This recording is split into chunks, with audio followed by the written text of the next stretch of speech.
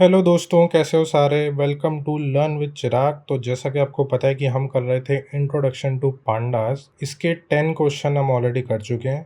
आज हम करेंगे अपना क्वेश्चन नंबर 11। सो बिना टाइम वेस्ट करे फटाफट से बढ़ते हैं और स्टार्ट करते हैं। So let's get started.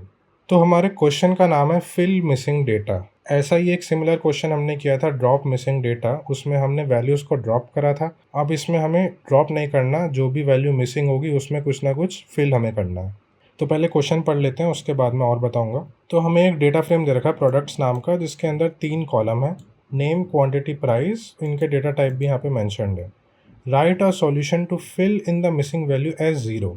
तो उन्होंने ये स्पेसिफाई करा, ध्यान रखना इन्होंने स्पेसिफाई करा है कि हमें ज़ीरो फिल करना है इन द क्वांटिटी कॉलम। तो कॉलम का नाम भी स्पेसिफाई करा है। तो इन चीज़ों का हमें काफ़ी ध्यान रखना पड़ता है। यहाँ पे क्वेश्चन बहुत ही छोटा सा है, तो हमें पता चल गया। कभी कभी क्या होता है क्वेश्चन बड़ा सा होगा, तो ये सब वैल्यूज़ को आपको ध्यान में रखना है कि हमें किस में क्या बदलना है। तो एग्जाम्पल भी देख लेते हैं। जैसे यहाँ पे हमें दे रखा है इनपुट, जिसमें हमें नेम, क्वांटिटी और प्राइस दे रखा है। इसमें अगर आप ध्यान से देखो तो क्वांटिटी में 2 वैल्यूज़ पर नन पड़ा है। अब नन की जगह हमें ज़ीरो फिल करना है। तो अगर आपने मेरा ड्रॉप मिसिंग वैल्यूज़ वाला क्वेश्चन देखा है तो उसमें आपको ध्यान आ रहा होगा कि हमने एक मेथड यूज़ करा था। क्या नाम था उस मेथड का? उसका नाम था drop N A. N A का मतलब होता है उसमें नॉट अवेलेबल। तो अगर उस मेथड का नाम था ड्रॉप एन ए, तो फिल मिसिंग डेटा में क्या होगा मेथड का नाम? सोचो। हाँ जी, आप बिल्कुल सही सोच रहे हैं। जैसे उसमें ड्रॉप मिसिंग डेटा में अपने मेथड का नाम था ड्रॉप एन ए, तो फिल मिसिंग डेटा में क्या नाम होगा? Fill N A. बिल्कुल, हाँ यही है। तो हम फटाफट से इसका कोड लिख लेते हैं। अपने फंक्शन साइड में हमें गिवन है, तो मैं इधर लिख लेता हूँ सबसे पहले अपने डेटा फ्रेम का नाम, जो कि है प्रोडक्ट्स। अब इसमें कॉलम का नेम हमें स्पेसिफाई करना है, नहीं कौन से कॉलम में बदलना है, तो मैं लिख लेता हूँ क्वांटिटी। फिर इसके बाद हम अपना मेथड लगा सकते हैं फिल एन ए, और उसके अंदर इसमें भी पैरामीटर्स होंगे। जैसे ड्रॉप एन ए में बहुत सारे पैरामीटर्स थे, तो हम सिर्फ काम के पैरामीटर्स देखेंगे। सबसे पहले तो हम लिखेंगे कि कौन सी वैल्यू हमें फिल करनी है अपने नन की जगह। तो हमें फिल करना है ज़ीरो, तो मैंने लिख दिया ज़ीरो। उसके बाद हम, वैसे तो इतना भी अगर हम छोड़ेंगे तो अपना आंसर सही आ जाएगा, लेकिन फिर भी मैं यहाँ पे एक इन प्लेस पैरामीटर भी डाल देता हूँ और उसको कर देता हूँ ट्रू। ये इन प्लेस क्या करता है ये भी मैंने आपको पहले बता रखा है। 2 वैल्यूज़ लेता है, या तो ट्रू और फॉल्स, और ये चेक करता है कि हमें एक नया डेटा फ्रेम बनाकर वैल्यू रिटर्न करनी है या फिर उसी पर्टिकुलर डेटा फ्रेम में अपनी वैल्यू रिटर्न करनी है। तो अभी के लिए मैंने इसको कर दिया ट्रू, और मैं कर देता हूँ रिटर्न प्रोडक्ट्स।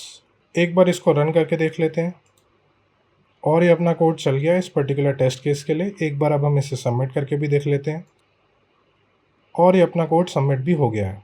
तो आई होप आपको ये समझ में आया होगा क्वेश्चन। ये भी बहुत इजी था। जैसे ड्रॉप एन ए यूज़ किया था, वैसे ही हमने फिल एन ए यूज़ करा। तो इसके साथ शायद अपना डेटा क्लीनिंग भी अब ख़त्म हो गया है। अब हम आगे नया टॉपिक पढ़ेंगे अगली वीडियो में। उससे पहले ये जो फिल एन ए मेथड था, अगर आपको इसके बारे में और पढ़ना है तो पांडास के ऑफिशियल डॉक्यूमेंटेशन पर भी आप पढ़ सकते हो। इसका भी लिंक मैं आपको दे दूँगा।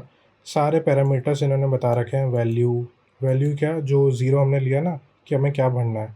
ऐसे ही एक्सेस भी होता है, इन प्लेस, फॉल्स या ट्रू। बाय डिफ़ॉल्ट फॉल्स होता है तो हमने ट्रू कर दिया। बाकी लिमिट, डाउन कास्ट, सो बहुत सारे मेथड्स हैं।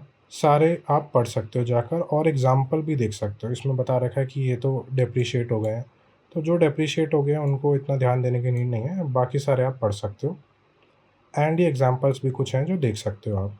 तो ये जो डॉक्यूमेंटेशन से पढ़ने वाला जो काम मैं देता हूँ हर वीडियो में, ये आपको करना है, तभी पांडास आएगा। ये सारे मेथड्स आपको रटने नहीं हैं। ये आप जैसे जैसे यूज़ करोगे आपको आता जाएगा, लेकिन आपको ये सारे एक बार पढ़ने हैं। यानी दिमाग में होना चाहिए कि अच्छा ये करने का भी एक मेथड होता है, ताकि आप फ्यूचर में गूगल में सर्च कर सको कि कौन सा मेथड ये काम करता है और इसको यूज़ कर सको। तो एक बार तो आपको ये सारे यूज़ करके देखने हैं। बाकी अभी के लिए ये अपना क्वेश्चन हो गया कंप्लीट। अगर आपको इसमें कोई भी डाउट होता है तो आप कमेंट्स में पूछ सकते हो। वैसे मेरे को नहीं लगता इसमें कोई डाउट होगा।